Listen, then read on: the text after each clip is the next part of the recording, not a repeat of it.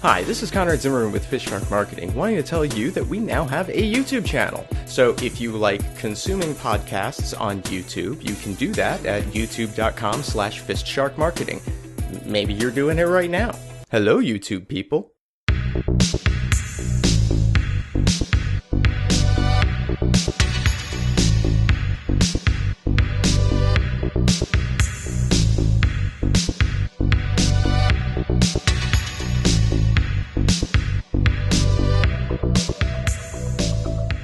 Okay, so Jim, we have been tasked by the senior partners with finding a replacement for our departed Caitlin. Yeah. That is true. Because I think some of our workers, some of the people who listen to us, are a bit worried that we'd just be leading this metaphorical show as a duo, when we really do need a third executive with us. Someone to level us out, balance the whole thing. It's really the recipe of any good successful business, is to have three characters running the show. The triangle is the most powerful shape. It's also the most erotic shape.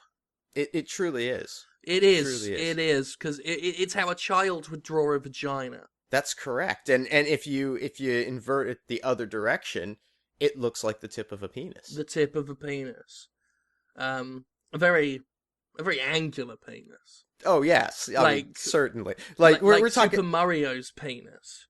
It's a minimalist, almost a Picasso penis. Yeah. It's a big pointy penis mushroom.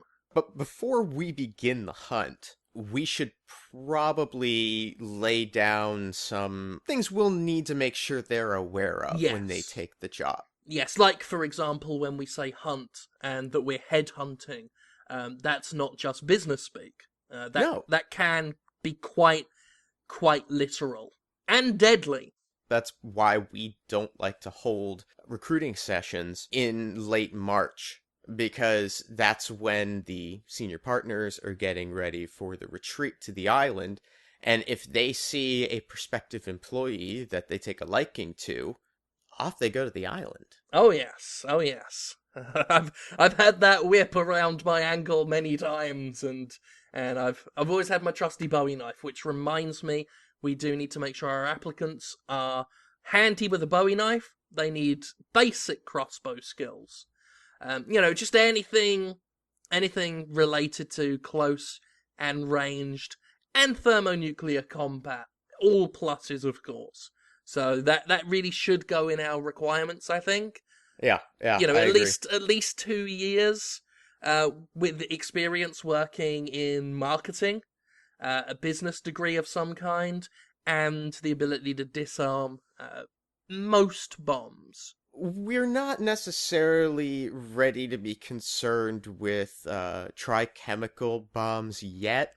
Well, the people that send them to us in the mail very rarely mess with that shit. We get very, very basic nail bombs and things. To be honest, I think the people that would like to see our business destroyed aren't very clever.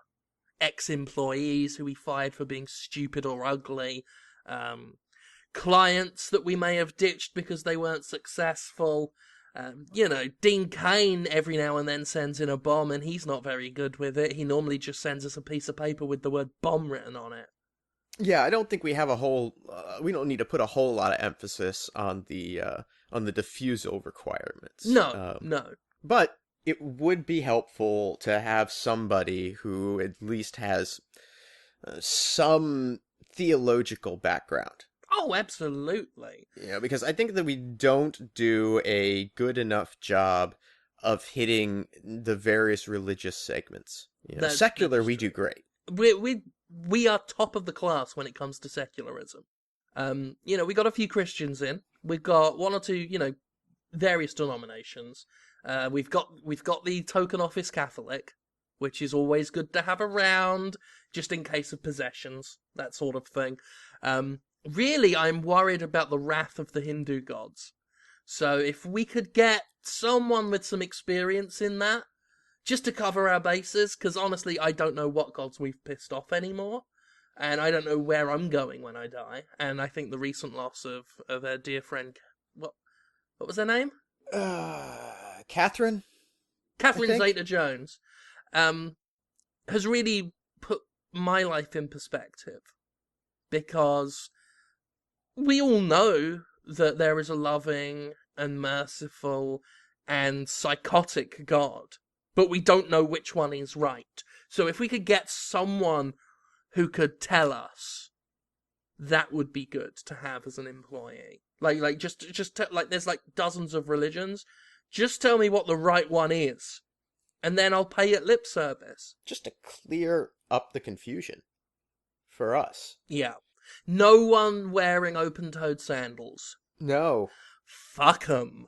Yeah. No, that is not a fashion statement we can get behind. I don't condone bare feet in the office, unless it's Craig and he's walking over broken bottles. Craig's the only one who should be walking around here barefoot. He's the only one who gets exclusive barefoot rights. And by That's rights, correct. I mean cruel impositions. You wouldn't want to step on something that was meant for Craig. No.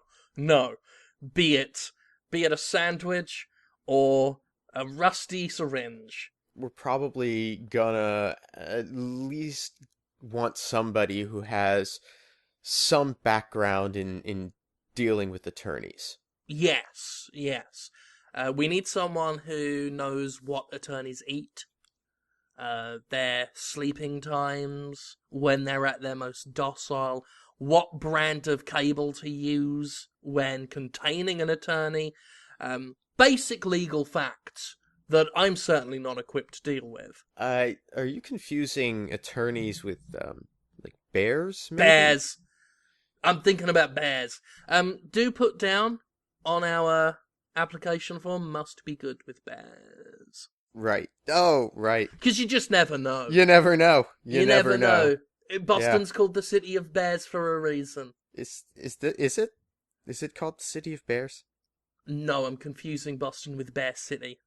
Bear City, yeah. Bear City, the City of Bears. Still good to be prepared for a bear. We should put that on the list.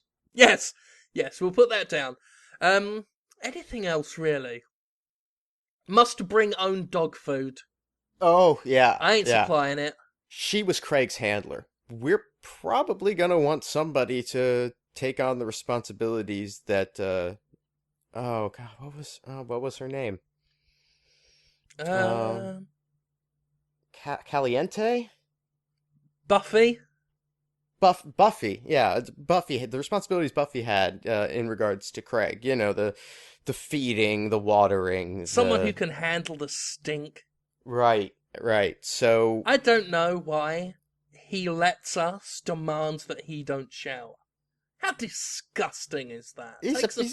He's a little filthy piggy. That's all. He's just a little filthy piggy. He's a dirty little piggy oinkins piggy. So yeah, we're gonna have to find somebody to do that because I'm not gonna do it. Oinkin, truffly, and pig. Yeah, I'm not gonna get close enough to him. I'm not gonna touch Piggy Boy with his piggy flesh. He smells of pig, Conrad. So the bear experience will come in handy. Yes. When it comes to Craig. Yes. So we got that covered, but we may want to make sure that they're trained in, basic decontamination protocols. Well, I mean, as well as having bear experience, they've also got to have experience with Bear Craig when we cut his clothes off with scissors and hose him down. So you got to have bear experience and bear experience. Maybe we should make bathing Craig, like a callback interview trial run. Yes. You've gotten through to the second round of interviews. Please scrub our piggy little intern.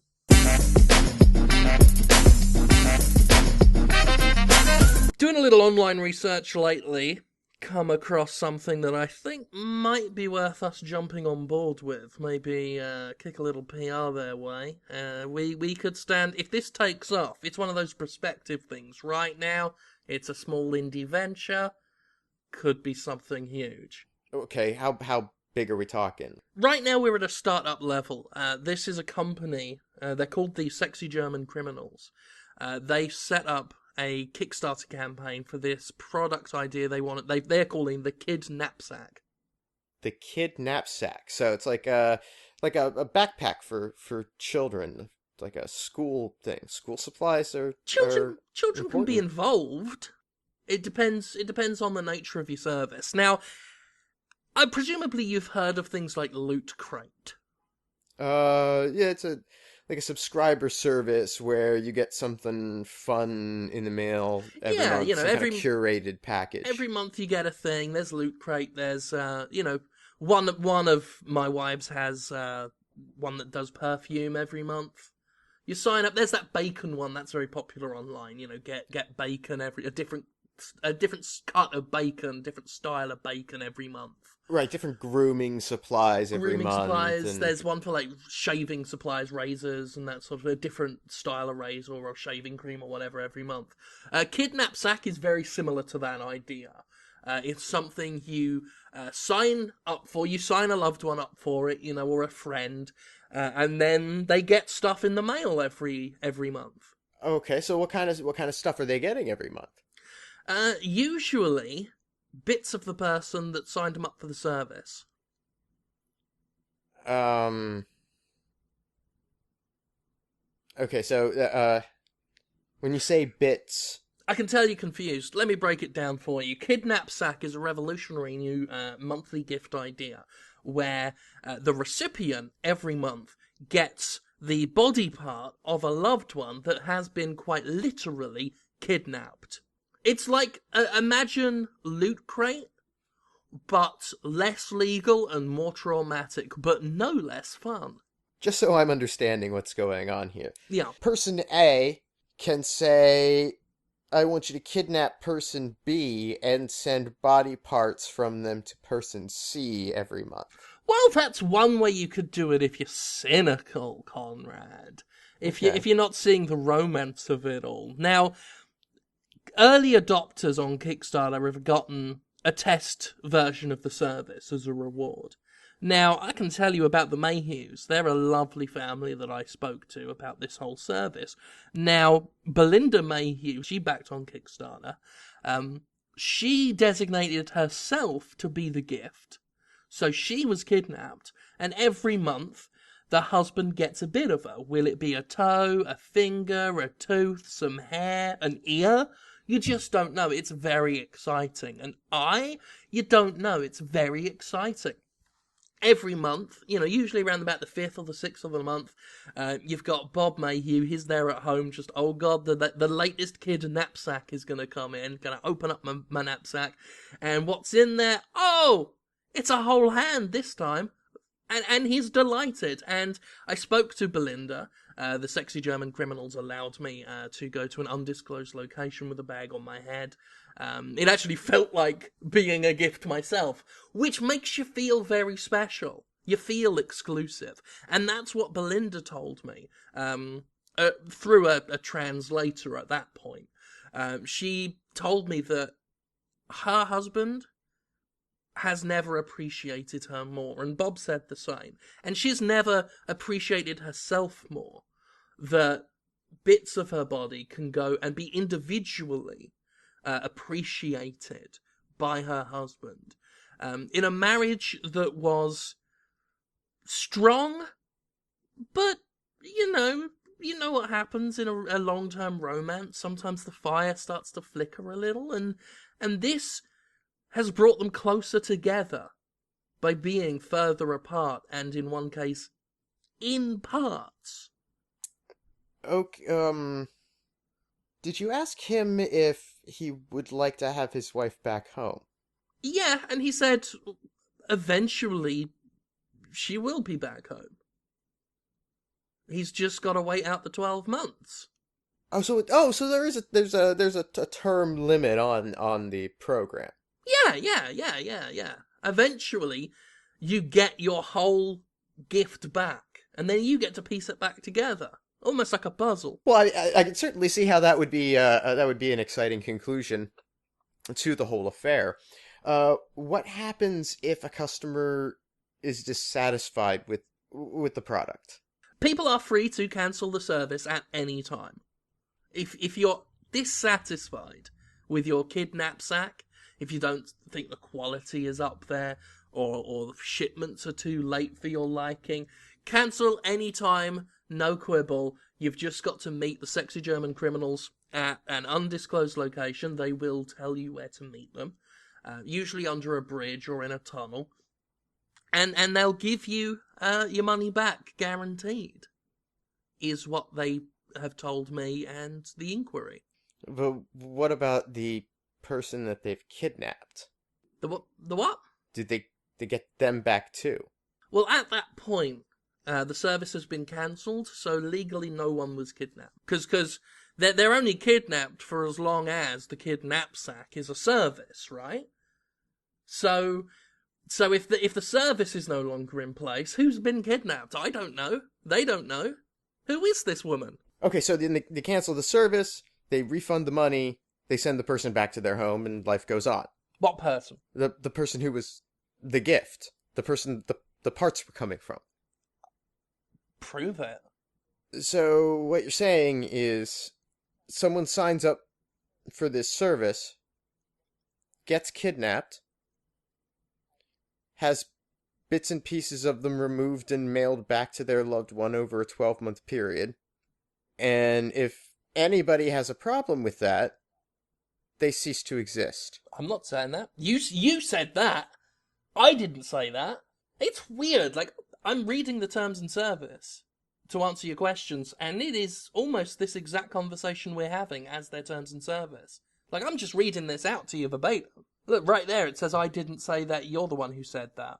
This is an ironclad end-user license agreement, by the way.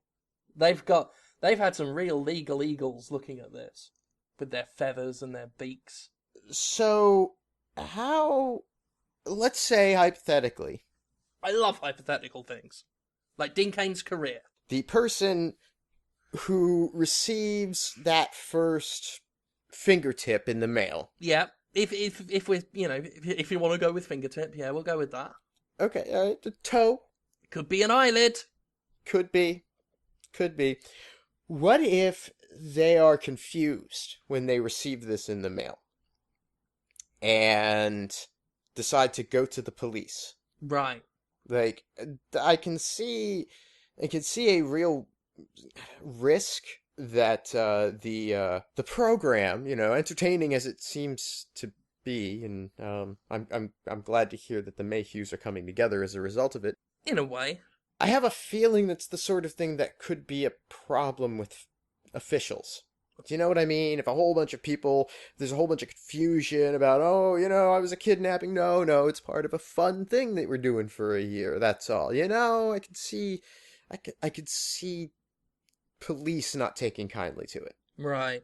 The sexy German criminals have anticipated those kinds of concerns. And that's why every single Kidnapsack comes with a handcrafted letter using real newspaper print cutouts that simply says, I wouldn't if I were you. Right. But does it make it clear that this is a service and not just a kidnapping? Well, I tell you what, right? You're not going to need to ask those questions, and I'm not going to need to answer them. 'Cause, well, I know someone's birthday's coming up, and you have been wondering where your girlfriend's been, and happy birthday! Oh! Wow! That's what the toenails were! I had wondered. Wow, Jim, that's really thoughtful. It's really thoughtful of you. And the toenails, they look great. It's just that, I'm going through this sort of complicated divorce thing, right?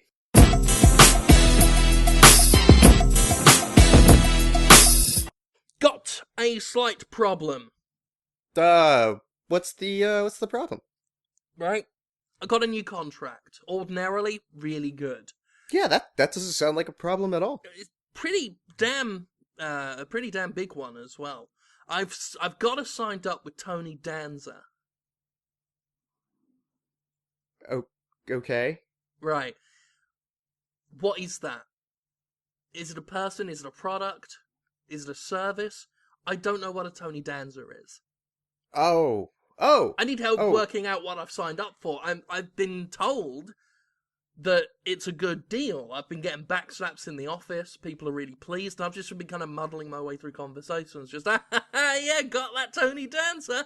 And they're like, what's the first thing you're going to do? And I'm like, I don't know, like, see if Walmart wants to sell them? Oh, no. Tony Danza is a person. A person. Yeah, Okay. he's a, I, I mean, actor, maybe. Oh, one of the maybe actors. Yeah, he might Like be Dean Cain acting. or Matt LeBlanc or... Yes, exact. Matt Right. LeBlanc. Matt LeBlanc's a perfect example. Matt LeBlanc, He was on The Friend Show, yeah. and then he did a whole bunch of things after that, Uh-huh. and none of them did anything. Right. That's Tony Danza. Right, so you're saying that Tony Danza is like a proto Matt LeBlanc. Right, yeah, about 15, 10 years earlier. That explains it, because I can't remember anything beyond 1993. Right, yeah, that would explain it, because, yeah, Tony was a boxer, Okay, we could do and something with he that. was discovered at a boxing club or something like that, and put on Taxi, which is a show that was fairly popular and did well. Is that's the show where Andy Kaufman would have people like go in a taxi cab in New York, and they'd have to answer questions before they get to their destination? Yeah, it was something like that. I've never really watched it, Right, but I think right. that sounds right. I think it was Andy Kaufman. Did Bret Michaels ever return the cash cab or No, not? I don't think so. I don't think so. He still has Corey lost somewhere in the city. He doesn't do well in the city. He does not know Corey the city. Feldman does not know the city, Conrad. Oh my god. He'll make it to the Oh bog. my It's gonna God. be fine. Okay, alright. We'll put the Corey thing on the back burner, but he doesn't know the city. So we're gonna As for Tony, let's get the Tony thing sorted out. he went from Cash Cab Taxi Man Cash Cab Taxi Man, right? to a program called Who's the Boss. Right. Now this is one of the two things I know about Tony Danza. For sure. Tony Danza has a van. And he was the boss of the van, right? He'd tell the van what to do. Yeah, yes. He was like, I'm Tony Danza, and you have to do everything I say, otherwise you will be fired, because who is the boss? Me, Tony Danza. I'm the boss of you, van. And the van will be like, no. He was a secret agent Right. operating outside the law, driving a van that could talk to him. Right. I've seen that show. Yeah. Yeah, I've seen that because it's like, van, catch the criminals. And the van will be like, I'm afraid you can't do that, Tony Danza. And he's like, shut up. I can do what I like because I'm Tony Danza.